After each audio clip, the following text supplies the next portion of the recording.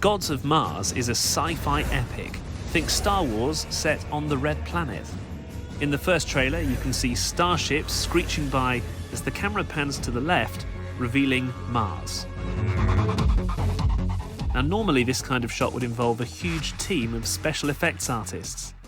The big difference here, though, is that in Gods of Mars, all the special effects and outer space backdrops will be generated using the Unreal Engine, which has been developed by Epic Games. Now, this kind of technology has been used before, most recently in Disney's hit series The Mandalorian, but only for certain scenes. This is the first time an entire film is being made using LED walls and environments and objects that have been scanned into the computer. Peter Hayguchi is the film's director, and he has some experience of using this technology already. I've known about the Unreal Engine as a game engine. About 15 years ago, I played this game called Unreal Tournament. And I spent hundreds of hours playing this video game. It's a first-person shooter game. It's fun. And I never thought it was going to eventually become a cinematic tool. This new technology of scanning real-life things and putting them into the Unreal Engine is really new. And it just sort of hit me like a ton of bricks. Why don't we scan miniatures and then put them into the Unreal Engine? Theoretically, it should look real because it is real. It's good. It's really good. So how did the concept for this film come about? Jonathan Schreiber wrote the script. My original conception of the movie was that it would take place, a lot of it underground, so it would be fairly low budget, and it could be done with sets. You'd only see Mars maybe and a few shots exterior. Then the vision came that we should have a terraform Mars. In other words, change the oxygen level so that it's almost breathable, have plants there. So basically you could live there with little apparatus. You wouldn't have spacesuits on, for instance.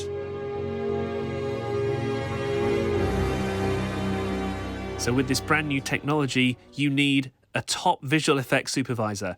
And here, that's David Stump. As a visual effects supervisor and as a cinematographer, it's a wonderful opportunity to explore doing things that we never thought of doing with the tools before. And action. You get to explore the technique, and then sometimes magic happens. So what's the point of using this new technology? Director Peter Hayguchi says it's a lot cheaper. This project is being done with entirely new tools. The software, the hardware, the cameras, the editing, pretty much everything that we're making this movie on is different than what Hollywood uses today. This is Mars.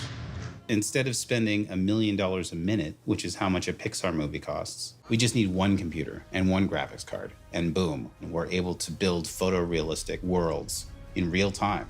Making a movie that looks like a game is unacceptable. And that's why Hollywood hasn't adopted this technology up until this point, because it looked like a video game. But now, it just looks like life. It's just mind-blowing how much of a paradigm shift this is. Now, I've always wanted to direct a Star Wars movie, and this movie got the scope of Star Wars.